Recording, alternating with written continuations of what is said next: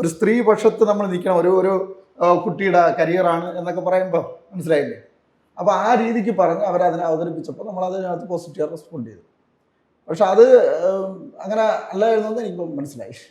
അത് പറഞ്ഞിട്ട് കാര്യമില്ല. കാരണം എന്ന് പറഞ്ഞാൽ ഇതൊക്കെ ഒരു വലിയൊരു പ്ലേ ആണ്.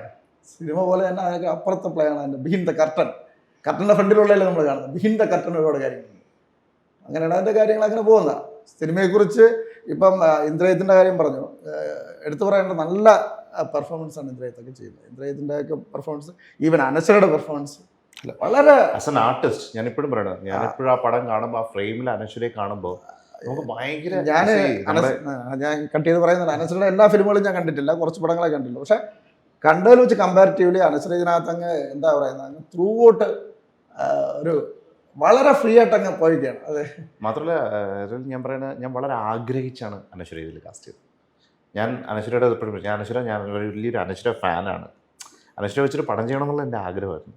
അത് അവസാനം വരെ ഞാൻ അങ്ങനെ തന്നെ കൊണ്ടുപോയിട്ടുണ്ട്. എൻ്റെ ഭാഗത്തുനിന്ന് യാതൊരുവിധ മിസ്റ്റേക്കും ഇല്ലാന്ന് എനിക്ക് 100% ഉറപ്പുണ്ട്. ഇനി ഒരു കള്ളക്കേസെല്ലാം കൊണ്ടുവന്നാലും എനിക്കറിയത്തില്ല, അല്ലെങ്കിൽ 100% ഞാൻ അവരങ്ങനെ തന്നെ ട്രീറ്റ് ചെയ്തിട്ടുണ്ട്, അവരുടെ കൂടെ നിന്നിട്ടുണ്ട്.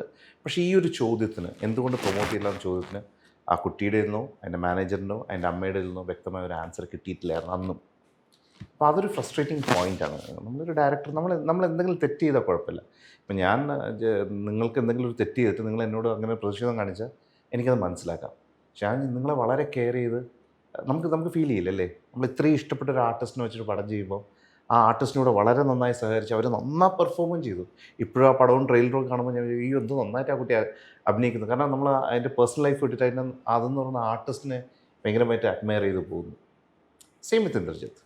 അപ്പോൾ അതുകൊണ്ട് ഞാൻ പറഞ്ഞില്ല, എനിക്കിത് ഈ തരം സിറ്റുവേഷൻ പോലും ഒരു ലൈഫിൽ ഉണ്ടാവരുതെന്ന് ഞാൻ പ്രതീക്ഷിച്ചു. ഇങ്ങനെ പോലെ ഒരു സീനിയറായ നമുക്കൊന്ന് ഇങ്ങനെ സിനിമയ്ക്ക് വേണ്ടി ഇങ്ങനെ യാചിക്കുന്ന നിലയിലേക്ക് പോണ ആദ്യ സംഭവമാണ്. അതെ. അപ്പോൾ അത് കൂടുന്നില്ല.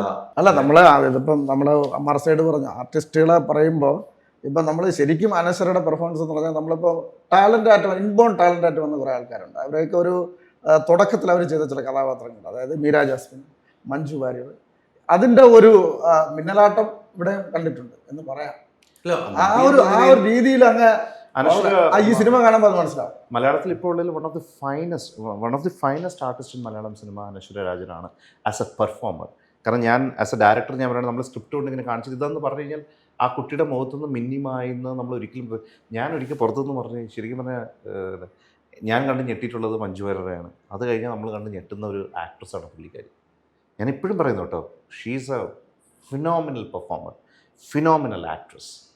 പിന്നെ ഈ പുള്ളിക്കാരുടെ ക്യൂട്ട്നെസ്, ഭയങ്കര ക്യൂട്ടാണ് പുള്ളിക്കാരി ക്യാമറയിൽ കാണാനും ഇതൊക്കെ.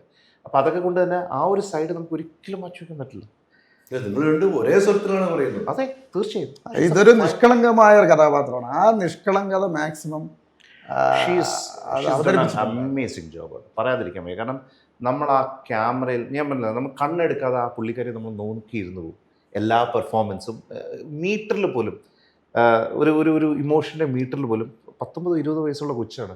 ആ കുട്ടിക്ക് ഇത്രമാത്രം ജീവിതാനുഭവം അവിടെ നിന്ന് കിട്ടിയെന്ന് നമുക്ക് തോന്നിപ്പോകുന്ന രീതിയിലേക്കുള്ള പെർഫോമൻസാണ് പുള്ളിക്കാരുടെ സൈഡിൽ നിന്നുള്ളത്. അതേപോലെ തന്നെ ഇന്ദ്രൻ്റെ പെർഫോമൻസ് എന്ന് പറയുന്നത്, ഞാൻ പല സീക്വൻസ് ഞാൻ ഒക്കൊക്കെ നിങ്ങൾക്ക് എഡിറ്റ് ചെയ്തിടാനുള്ള സീക്വൻസ് ഞാൻ ഷൂട്ടിംഗ് നിർത്തി വെച്ചിട്ടുണ്ട്. ഇന്ദ്ര ഇതല്ല മീറ്റർ, ഇങ്ങനെയല്ല ചെയ്യേണ്ടത്, ഇങ്ങനെയാണ്. അപ്പോൾ ഇന്ദ്രനോട് ഒറ്റ ദീപ് ഇതാണ് എൻ്റെ മീറ്റർ. അപ്പോൾ നമ്മളെ ഭയങ്കര ക്രിയേറ്റീവ് കോൺഫ്ലിക്റ്റാണ്. ഞാൻ ഷൂട്ട് നിർത്തി വെച്ച് ക്യാരവാനിൽ പോയി ഞാൻ ഇന്ദ്രനും കൂടെ ഉടക്കാം. ഇന്ദ്ര ഇതെങ്ങനെയല്ല ഇന്ദ്ര ഞാൻ മനസ്സിൽ കണ്ടത്, ദീപ് അതാ ഓക്കെ. അപ്പോൾ നമ്മൾ രണ്ടുപേരും ഈ കോൺഫ്ലിക്റ്റിൻ്റെ ഭാഗമായി ഫോമായി വന്ന ഒരു മീറ്ററുണ്ട്. ആ മീറ്റർ പടത്തിൽ ഗംഭീരമായി. അൾട്രാ മോഡേൺ കിച്ചൺ ഡിവൈസസ്, ഒരു കിച്ചണിൽ വേണ്ട എല്ലാ ലേറ്റസ്റ്റ് ബ്രാൻഡുകളും ഇവിടെയുണ്ട്.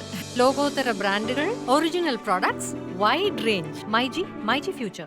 വാട്സാപ്പ് വഴി ഇംഗ്ലീഷ് പഠിക്കാൻ ഇംഗ്ലീഷ് കഫേ ഉള്ളപ്പോൾ ഇംഗ്ലീഷ് ഒരു വിഷയമേ അല്ല. English cafe, we present you the perfect English. WhatsApp now 9633 888 575.